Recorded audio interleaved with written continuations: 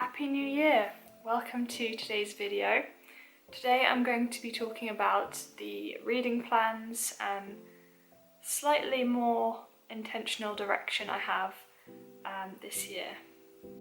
So whilst I try and read a bit of a variety, I do tend to read books that are classics about Christianity, exploring themes like morality, technology. There's generally a bit of a theme to the books that I read, but this year I wanted to make it even more specific, and I've decided I want to have a medieval 2026. So I'm planning for this to include some actual medieval texts, but also medieval interest books, you might call them. I feel like I have skirted around medieval reading for a while, but many books I've wanted to read but felt a little bit intimidated by, but this year it's my specific plan to read them. So the first medieval book that I'm actually reading now, and it's an author who I've read a few of her books, or previously I've listened to audiobooks. This is the first physical copy I've been reading, but that is Amy Jeffs, and this is her book Storyland, which I think was her first book, and it's described as a new mythology of Britain. It begins between the creation and Noah's flood, follows the footsteps of the earliest generation of giants, from an age where the children of Cain and the progeny of fallen angels walked the earth, to the founding of Britain, England, Wales and Scotland, the birth of Christ, the wars between Britons, Saxons and Vikings, and closes with the arrivals of the Normans. These are retellings of medieval tales of legend, landscape and the yearning to belong, inhabited with characters now half remembered, told with narrative flair, embellished in stunning artworks and glossed with a rich and erudite commentary. Now, I've chosen specifically to begin with an Amy Jeffs book because, as I've said, I've read two of her books before, I'm familiar with her style, and she is one of the inspirations I have for digging deeper into medieval stories. Her books are also pretty easy to read. The chapters are individual stories, which first have a narrative and then have an explanation about it afterwards. They also have really beautiful lino prints in. I've actually not read this one yet, but here is one of the lino prints. And whilst the idea of reading a lot of medieval texts feels quite intimidating, Amy Jeffs' books are not intimidating whatsoever. They're very accessible, and I feel like they're a good place to start to get you in the right mindset and to get you familiar with the kinds of characters and stories that you might encounter. And in this one of her books specifically, I'm really enjoying the British emphasis, because when I thought about it, I realised I don't really know any myths about the founding of Britain. So that's been really interesting to read about characters like Brutus. And there are some names like Wayland the Smith, who I had heard of but didn't know anything about his story. So I've really enjoyed it so far, and I can't wait to read more of this book. So alongside, or perhaps after Storyland, I plan to listen to an audiobook of Beowulf. I'm not too familiar with the story of Beowulf, but it is pretty essential for medieval reading.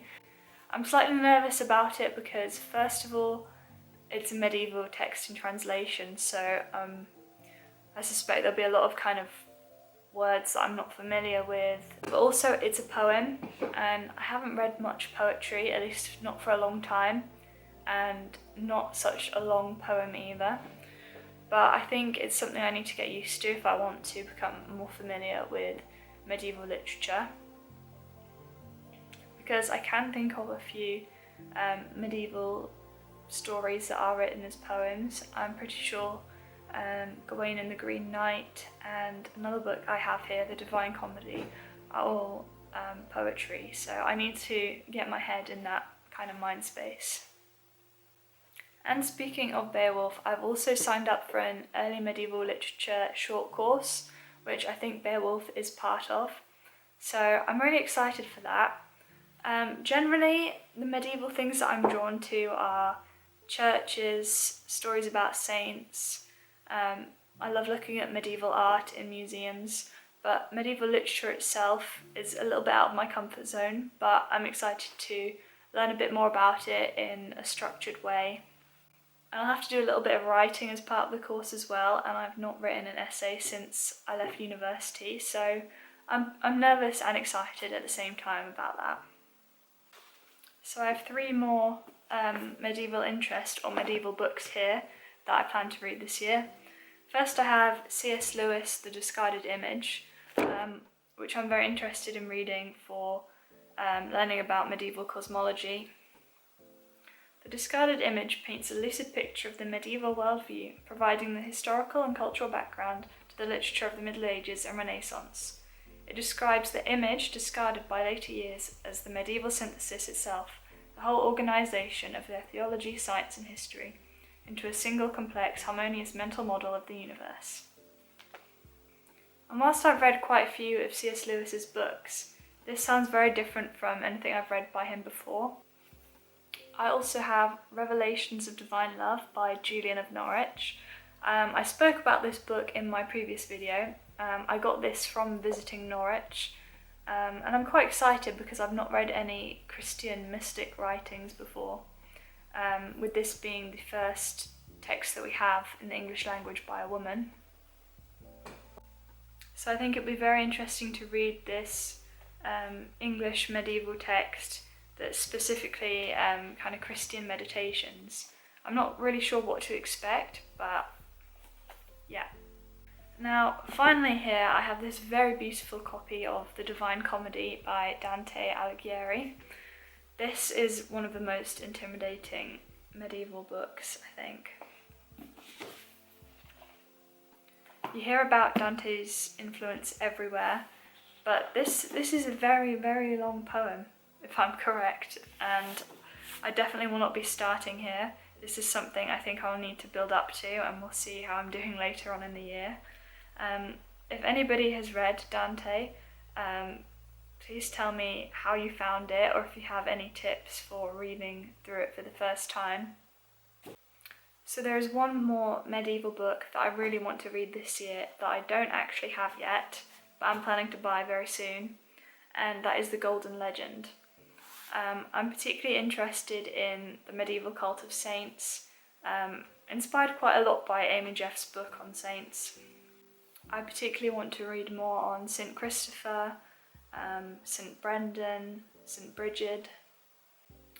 So that is my direction and my reading plans for 2026. I'm sure I'll also read a few other Christian books, maybe some classics, maybe something a bit more lighter as well. So we'll see.